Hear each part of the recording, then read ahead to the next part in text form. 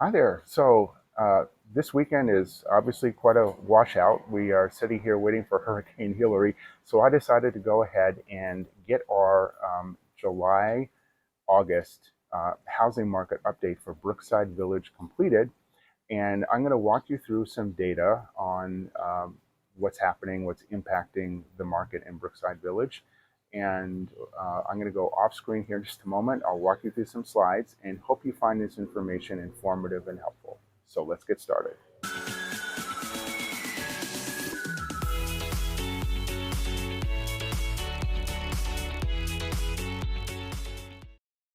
This is data, what we call our real-time market profile for condominiums in the 90277 zip code of Redondo Beach. So what's happening here has heavy influence on prices and what's happening in the market in Brookside Village.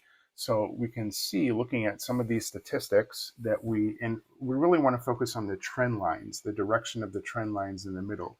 So median list price has been very stable and trending up a little bit. The new listings are also trending up, price per square foot. So if you sort of go down the list, average days on market and days on market have been trending lower. However, we can see the most recent data is a little bit of an uptick, and then price decreased is also a little bit of an uptick. So looking at this in totality, really what we're seeing here is numbers looking backwards are pretty solid with list price of sales and new listings and the price per square foot. But looking forward, looking at that uptick in days on market and price decreases, that's something that we really want to be aware of and keep an eye on, because that could foreshadow slowing in the market. And moving on to our next slide here, we have our market action index. This is sort of just like a one easy to understand, clear picture of what's happening. So this is based on a relationship between supply and demand. And this tells us that we're still in a pretty solid seller's market. We're not really seeing anything changing here. We've been in this position for quite a while. And what we do is we look at this over time to see if that needle is moving a little bit to the right, so we get a stronger seller's market, or if it's starting to tick to the left, maybe getting towards the buyer's market. So that's something that we're going to keep an eye on, along with what I mentioned in the previous slide, where we were looking at the days on market and price decreases to make sure those don't continue trending upwards. Now we're going to get into some year-over-year comparisons. We're going to look at our median sales price. In July of 2022, we were at 925, so 925,000 last year. And then looking at this year, July gave us 879.5. So that's a 5% decrease year over year. So we want to keep an eye on that going into August and September to see if that trend continues. So far, things that are giving us concern, we have days on market increasing, we have price cuts increasing, and then we can see that our year over year median sales price numbers are also trending lower.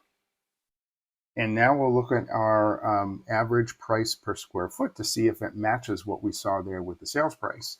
So last year, July 2022, we were at 923, and this year we were at 914. So that's a 1.3% decrease. Not terrible, but it is a decrease. So we have some concerns that we're going to be watching, as I mentioned.